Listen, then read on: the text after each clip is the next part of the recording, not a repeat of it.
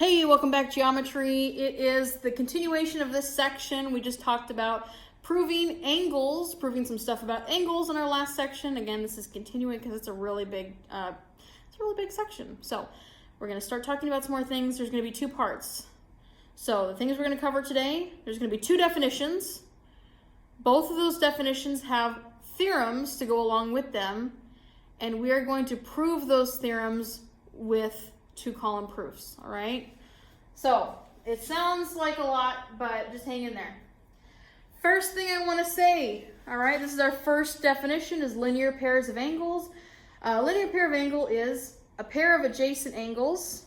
Adjacent, I'm thinking next to, angles that are next to each other.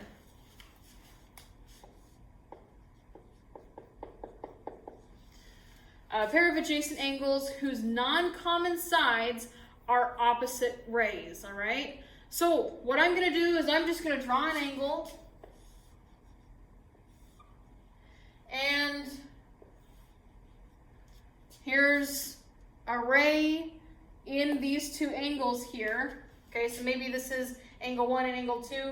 This is the common side, this is the shared ray between them, and these are the two non-common sides, all right? But it says that those non-common sides are opposite rays. So opposite rays, they're going away from each other, right? So they should make a straight line. So my opposite ray, I'm going to change this here and say that that would be a drawing that helps represent our linear pairs of angles. So let's say that this is angle 1 and angle 2. Actually, I don't need that angle sign, right? So I'm going to say that this is 1 and this is 2. That means that angle 1 and angle 2 are a linear pair. Again, they're adjacent angles, they're next to each other, and the rays that they don't have in common, this one and this one, they're both pointing in the opposite direction, all right? So that's what it means to be a linear pair of angles.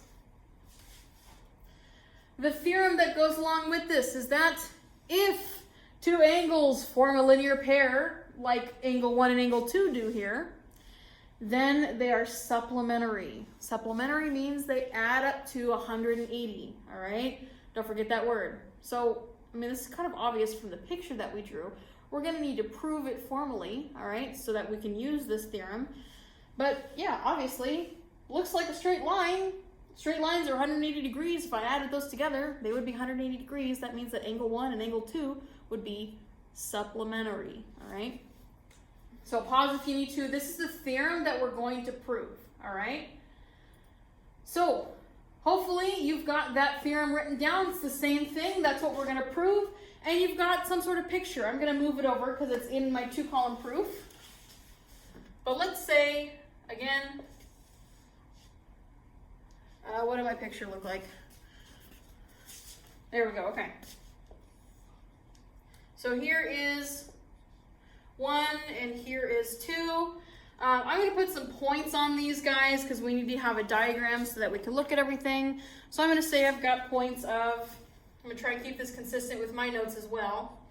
So I've got point A, point B, D, and C. I'll make that a little bit bigger. So what again are we trying to prove? We're trying to show that if you have a linear pair, then they're going to be supplementary. So that should be the last thing on my list, is that 1 and 2 are supplementary angles, right? When we're all finished with that proof, that's what we want to prove. So hopefully you've got a two-column proof set up. You've got a picture of a linear pair, and you've got this written down at the from the last slide, okay? So step 1, always start with what's given. Well, I know that they're a linear pair. Step 1, angle 1 and angle 2 are linear pairs of angles. Again, that was given. Okay, step 2.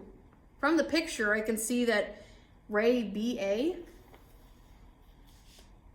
and ray BC are going opposite directions. That's kind of just by the definition of opposite rays. We talked about it at the beginning. There's no real definition that we've covered so far, but just by the definition of opposite rays, BC and BA are opposite rays. So step 2, ray BA and ray BC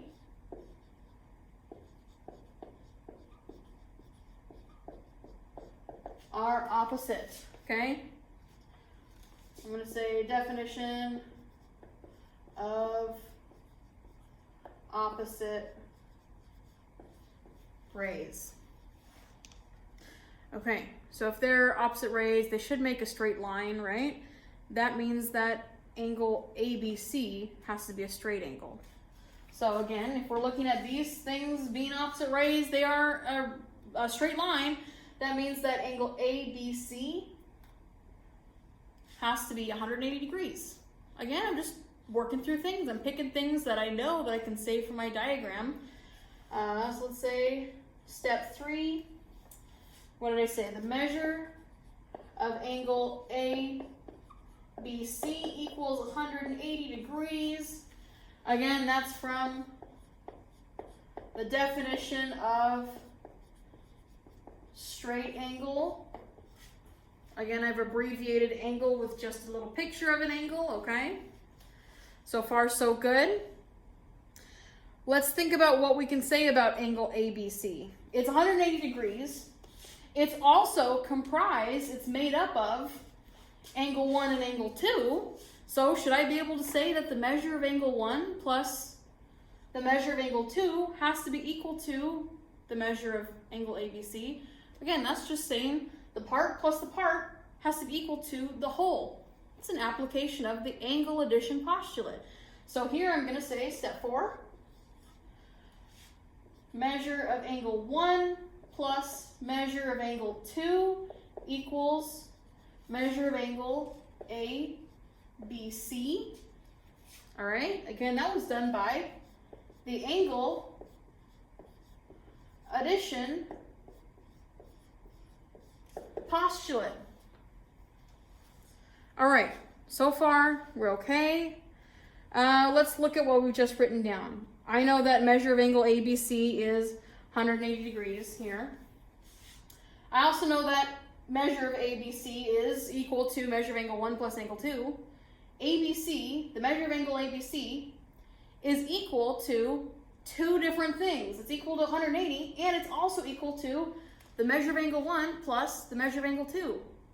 So, kind of by the transitive property, or by substitution if you want to think about it, shouldn't these two things be equal to each other? Measure of angle 1 plus the measure of angle 2 should be equal to 180 degrees, since they're both equal to this like middle connecting link of the measure of angle ABC here. So now I can say, here I'll even put this in red, 180 degrees should be equal to the measure of angle 1 plus the measure of angle 2. So step 5 by the transitive property, measure of angle 1 plus the measure of angle 2 equals 180 degrees.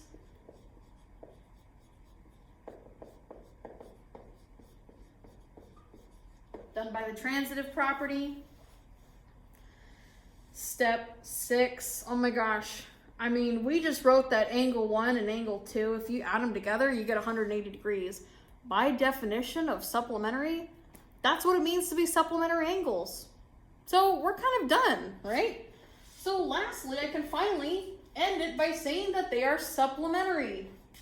So I'm going to say that angle 1 and angle 2 are supplementary. Hope you can see that okay. They're supplementary. Again, that's just done by the definition of supplementary angles. And I'm just going to abbreviate this to be definition of supplementary, okay? And that's what we wanted to prove.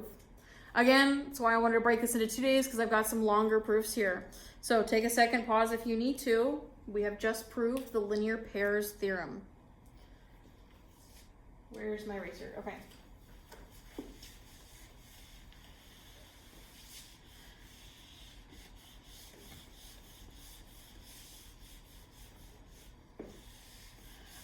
Proofs in your homework homework are not going to be this long, all right?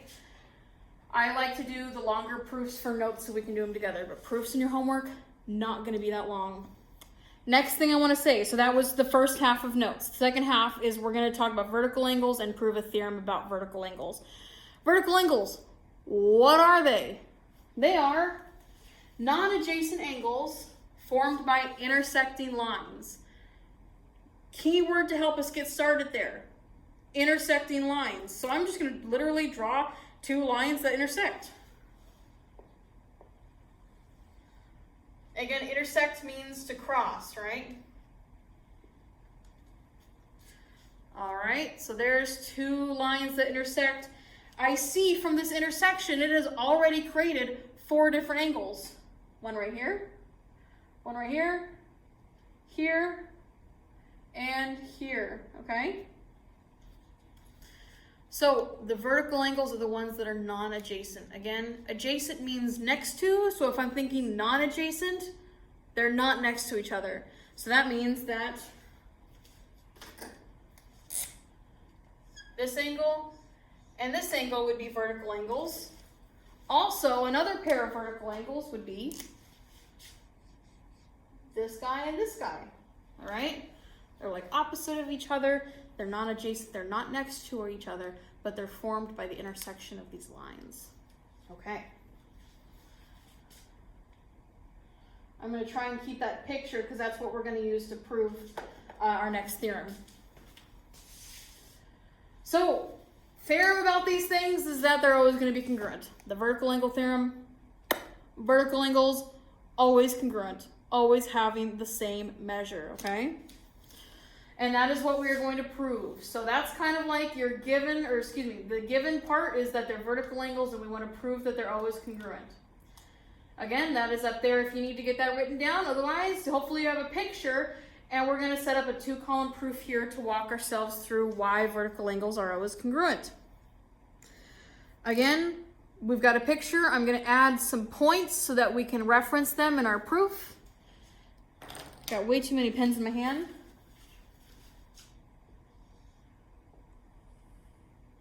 All right, I'm going to say that over here is point A, over here is point B, C, D, and my intersection is going to be point E, all right? Again, from that intersection of lines, we've got a whole bunch of different angles here. I'm going to label them with numbers. So I've got 1, 2, 3, and 4. So I've got those 4 angles there. And let's start with our proof.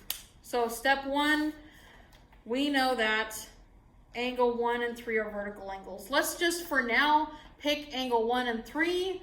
We could easily do the same by picking 2 and 4. We just want to prove that angles that are opposite of each other are going to be congruent. So let's just try and make a goal to prove 1 and 3 are going to be congruent. So step 1, I know angle 1 and 3 are vertical angles. So angle 1 and angle 3 are vertical angles, okay? And that is just given. It's given to us as the first part of the theorem that we're trying to prove. It's given to us in the picture, all right? Step 2, let's start talking about some angles here. Again, we're talking about like intersection of lines. Lines should be straight angles, right? So are there any straight angles that I can see here? Step 2, I'm going to say that angle AEC and angle BED, all right? Actually, I said DEB. They're both straight angles. They have to measure 180 degrees. Again, they're a straight line. They're half of 360, right? So step 2, I'm going to say something about the measure of angle AEC and the measure of angle DEB, both equal 180 degrees. All right? Again, those two statements were just made using the definition of straight angle.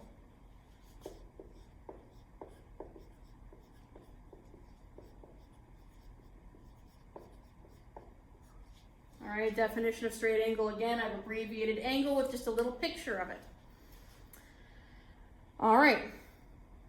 Let's start talking about angle AEC and DEB. Can they be written using the angle addition postulate? So AEC here is, we know it's 180 degrees. It's also made up of angle 1 and angle 2. So I should be able to say, step 3, I'm going to use the angle addition postulate and say that the measure of angle 1 plus the measure of angle 2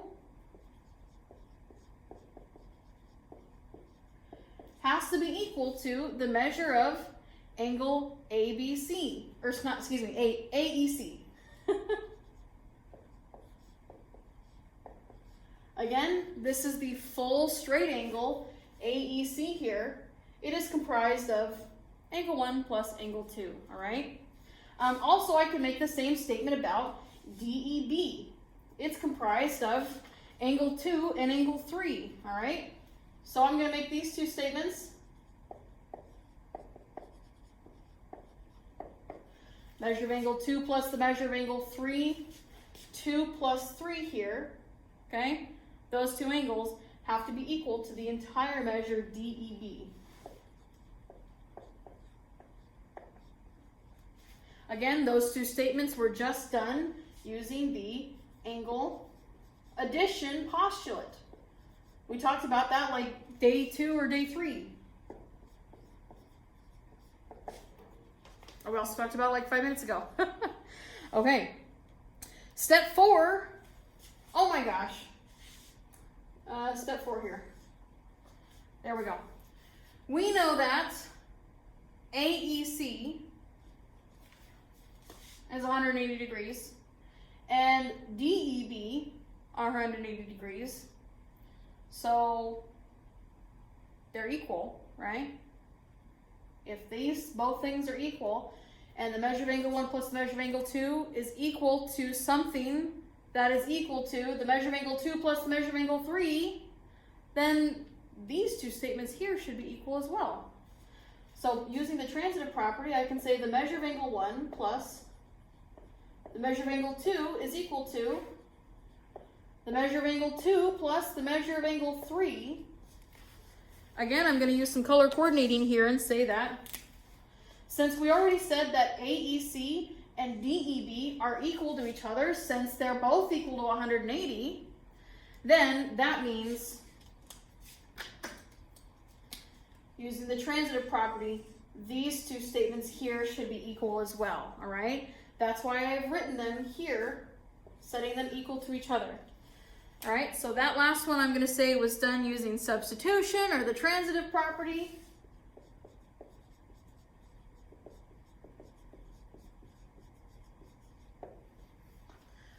All right.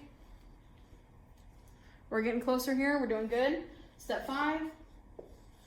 On both sides of these equations, I have measure of angle 2 and the measure of angle 2.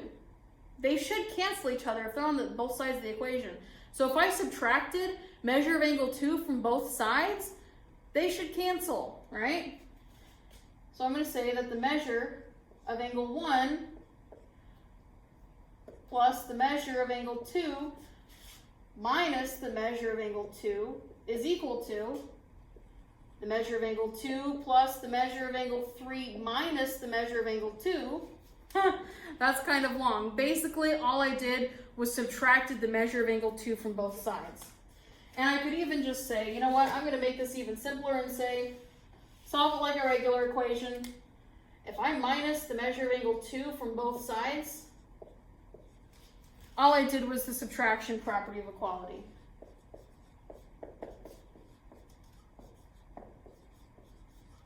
All right? And that would cancel out my measures of angle 2 here, and it would leave me with 1 and 3 being equal to each other. So, step 6, the measure of angle 1 equal to the measure of angle 3, because, again, those measures of angle 2 canceled each other out, all right? So we're just left with measure of angle 1 being equal to the measure of angle 3. And that was just done by simplifying. And oh my gosh, this looks like a lot, but isn't that what we wanted to prove? Was that our vertical angles were equal to each other? Yeah. Measure of angle 1 equal to measure of angle 3. They're both vertical angles. They're also congruent because their measures are equal.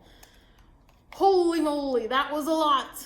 Let me know if you have any questions, okay? Pause if you need to. Otherwise, meet me at Blackman 107, all right? Again, do not worry because the long proofs I'm saving for in class, all right? For the videos that you can watch over and over and over so you understand things. Homework ones, they're going to be a little bit easier. I'm going to still expect you to do this same process and follow a fill-in-the-blank proof or make your own, but they're not going to be this long, okay? Alrighty. See you guys soon. Go to Blackman 107. I would love to see your proofs and your diagrams. Adios.